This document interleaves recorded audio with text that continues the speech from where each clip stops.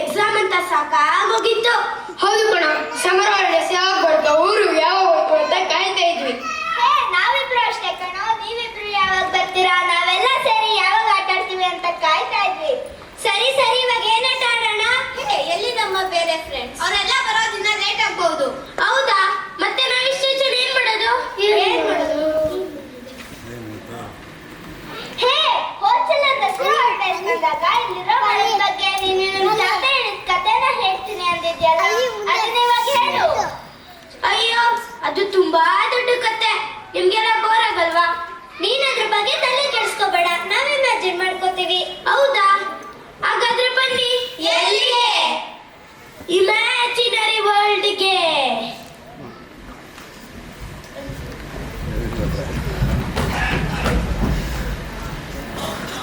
ನಮ್ ತಾತ ಚಿಕ್ಕವರಾದಾಗಿಂದ ಈ ಮರ ತುಂಬಾ ಜನಕ್ಕೆ ಸಹಾಯ ಮಾಡ್ಕೊ ಬಂದಿತ್ತಂತೆ.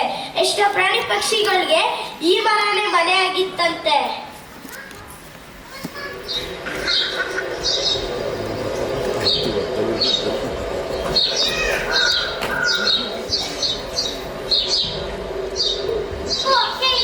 ಹೇಗಿದ್ಯಾ? ನಾನ್ ಚೆನ್ನಾಗಿದ್ದೀನಿ ಕಪಿರಾಯ. ಈ ಮರದಲ್ಲಿ ಒಂದು ಪುಟ್ಟ ಗೂಡು ಕಟ್ಟಿಕೊಂಡು ಖುಷಿಯಾಗಿದ್ದೀವಿ. ನೀನ್ ಹೇಗಿದ್ಯಾ? ನಾನು ಅಷ್ಟೇ. ಈ ಮರದ ರೆಂಬೆ ಕೊಂಬೆಗಳ ಮೇಲೆ ಹಾರ ಆಡ್ಕೊಂಡು, ನೇತ ಆಡ್ಕೊಂಡು, ರುಚಿ ರುಚಿಯಾದ ಹಣ್ಣುಗಳನ್ನು ತಿನ್ಕೊಂಡು ಮಜಾ ಮಾಡ್ತಾ ಇದ್ದೀನಿ. ಜಾಲಿ ಜಾಲಿ. ಏನಮ್ಮ? ನನ್ಗೆ ತುಂಬಾ ಹೊಟ್ಟೆ ಹಸಿತಿದೆ. ಕಪಿರಾಯ, ಮಧ್ಯಾಹ್ನದ ಬಿಸಿ ಊಟದ ಟೈಮ್ ಆಯ್ತು, ನಾವು ಹೊರಡ್ತೀವಿ. ಓಕೆ, ಬಾಯ್.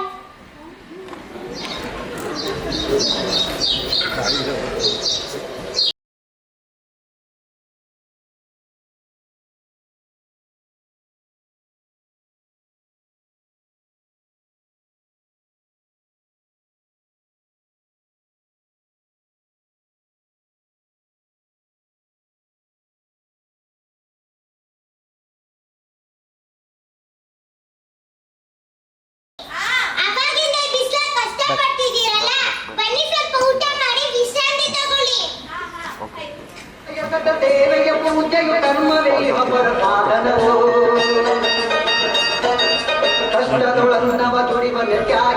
ನನಗೆ ಎಷ್ಟೇ ಸುಸ್ತಾದ್ರೂ ಇಲ್ಲಿರೋ ಈ ಮರದ ನೆರಳಲ್ಲಿ ಸ್ವಲ್ಪ ಹೊತ್ತು ಕೂತು ನಿದ್ದೆ ಮಾಡಿದ್ರೆ ನನ್ನ ದಣಿವೆಲ್ಲ ಮಾಯ ಆಗಿ ಮತ್ತೆ ಕೆಲಸ ಮಾಡೋ ಶಕ್ತಿ ಕೊಡುತ್ತೆ.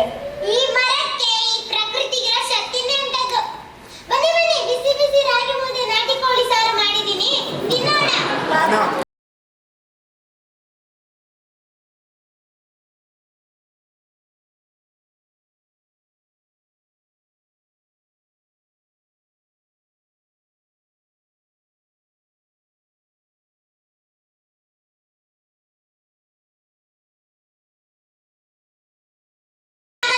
ನಮ್ಮ ಬಾಸ್ ಒಂದು ದೊಡ್ಡ ರೆಸಾರ್ಟ್ ಬಿಲ್ಡಿಂಗ್ ಮಾಡಕ್ಕೆ ಪ್ಲಾನ್ ಮಾಡಿದ್ದಾರೆ.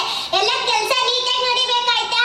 Yes madam. ಬಾಸ್ ಬಂದಿದ್ದಾರೆ. Boss, good morning. Boss, good morning. ಕೆಲಸ ಹೇಗೆ ನಡೀತಿದೆ? ಎಲ್ಲ ಪ್ಲಾನ್ ಪ್ರಕಾರ ಆಗಿದೆ ಸರ್. ಮಾರ್ಕಿಂಗ್ ಎಲ್ಲ ಮಾಡಿದೀವಿ. Kitchen, garden, room, club area, ಇದರ ಮಾರ್ಕಿಂಗ್ ಎಲ್ಲ ಆಗಿದೆ ಸರ್. ಬಟ್ ಒಂದು ಪ್ರಾಬ್ಲಮ್ ಇದೆ ಸರ್. ಪ್ರಾಬ್ಲಮ್? ಏನ್ರಿ ಪ್ರಾಬ್ಲಮ್? ನಮ್ಮ ಪ್ಲಾನ್ ಪ್ರಕಾರ ದೊಡ್ಡ ಮರ ಇರೋ ಜಾಗದಲ್ಲಿ ಸ್ವಿಮ್ಮಿಂಗ್ ಪೂಲ್ ಬರ್ಬೇಕಿತ್ತು ಸರ್. ಈ ದೊಡ್ಡ ಮರನ? Yes sir. So what, cut ಮಾಡಿಸಿ. ಆದ್ರೆ ಸರ್, ಈ ಊರಿನ ವರ್ಕರ್ಸ್ಗೆ ಆ ಮರದ ಜೊತೆ ಒಂದು ಎಮೋಷನಲ್ ಅಟ್ಯಾಚ್ಮೆಂಟ್ ಇದೆಯಂತೆ. ಯಾರು ಅದನ್ನ ಕಟ್ ಮಾಡಕ್ ಒಪ್ತಿಲ್ಲ. ನೋಡಿ, ಈ ಚೀಪ್ ಸೆಂಟಿಮೆಂಟ್ಸ್ ಎಲ್ಲ ನಂಗೆ ಇಷ್ಟ ಆಗಲ್ಲ. ನಾಳೆ ಅಟ್ ಎನಿ ಕಾಸ್ಟ್ ಹೊರಗಿಂದ ವರ್ಕರ್ಸ್ ನ ಕರೆಸಿ, ಮರನ ಕರೆಸಿ ಕೆಲಸ ಶುರು ಮಾಡಿ. ನಮ್ ರೆಸಾರ್ಟ್ ಪ್ರಾಜೆಕ್ಟ್ಗೆ ಈ ಮದ್ದಿಂದ ಯಾವ್ದೇ ತೊಂದರೆ ಆಗದೆ ಇರೋ ತರ ನೋಡ್ಕೊಡಿ. ಅರ್ಥ ಆಯ್ತಾ? ಅವತ್ ರಾತ್ರಿ ಮಾನ ಕನ್ಸಲ್ಲಿ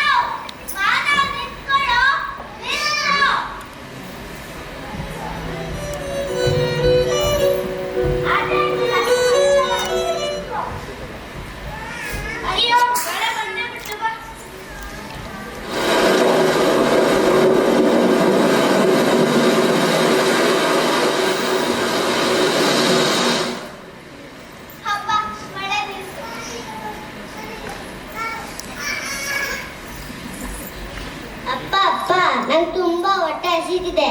ಇರು ಮಗ್ನೆ.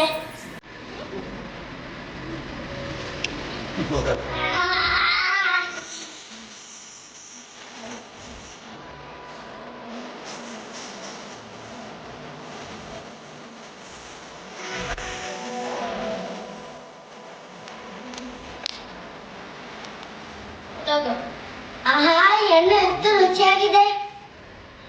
ಹೌದಪ್ಪ, ಪ್ರಕೃತಿ ನಮ್ಗೆ ಯಾವಾಗಲೂ ಸೀರೆ ಕೊಡುತ್ತೆ, ಆದ್ರೆ ನಾವು ಮನುಷ್ಯರು ಪ್ರಕೃತಿಗೆ ಯಾವಾಗ್ಲೂ ಕೈ ಕೊಡ್ತಾ ಇರ್ತೀವಿ. ಹೌದು ಮಾಧವ್, ಈಗ ಮರನ ನೋಡು, ಉಸಿರಾಡೋಕೆ ಸ್ವಚ್ಛವಾದ ಗಾಳಿ ಕೊಡುತ್ತೆ, ಬಿಸಿಲಿಗೆ ಹಿತವಾದ ನೆರಳು ಕೊಡುತ್ತೆ, ಹಸುವಾದಾಗ ರುಚಿ ರುಚಿಯಾದ ಹಣ್ಣು ಕೊಡುತ್ತೆ. ಆದ್ರೆ ನಾವು ಮನುಷ್ಯರು ಮರ ಇಷ್ಟೆಲ್ಲ ಕೊಟ್ರು ಅದನ್ನೇ ಕಟ್ ಹಾಕ್ತೀವಿ. ನೀನ್ ದೊಡ್ಡವರಾದ್ಮೇಲೆ ಯಾವುದೇ ಕಾರಣಕ್ಕೂ ಮರ ಕಡಿಬೇಡ ಮಾನವ್. ಆಯ್ತು ಅಪ್ಪ, ಆಯ್ತು. ನಾನು ದೊಡ್ಡವನಾದ್ಮೇಲೆ ಯಾವುದೇ ಕಾರಣಕ್ಕೂ ಮರ ಕಡಿಯಲ್ಲ.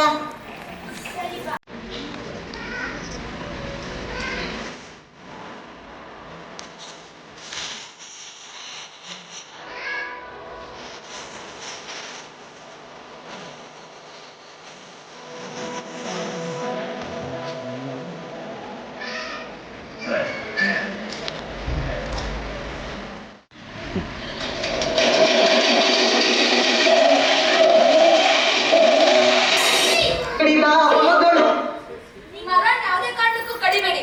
ನಾನು ನನ್ನ ಡಿಸಿಷನ್ ಚೇಂಜ್ ಮಾಡಿದ್ದೀನಿ. ಈ ಮರದ ಸುತ್ತಮುತ್ತ ಇರೋ ಜಾಗನ ಇವ್ರನ್ನವ್ರಿಗೆ ಬಿಟ್ಕೊಟ್ಬಿಡಿ. ನಮ್ ರೆಸಾರ್ಟ್ ಪ್ರಾಜೆಕ್ಟ್ಗೆ ಯಾವ್ದೇ ಮರ ಅಡ್ಡ ಬಂದ್ರು ಅದನ್ನ ಕಡಿಯಕ್ ಹೋಗ್ಬೇಡಿ. ನಾವು ಅದಕ್ಕೊಂದು ಆಲ್ಟರ್ನೇಟ್ ಪ್ಲಾನ್ ಮಾಡೋಣ. Okay boss?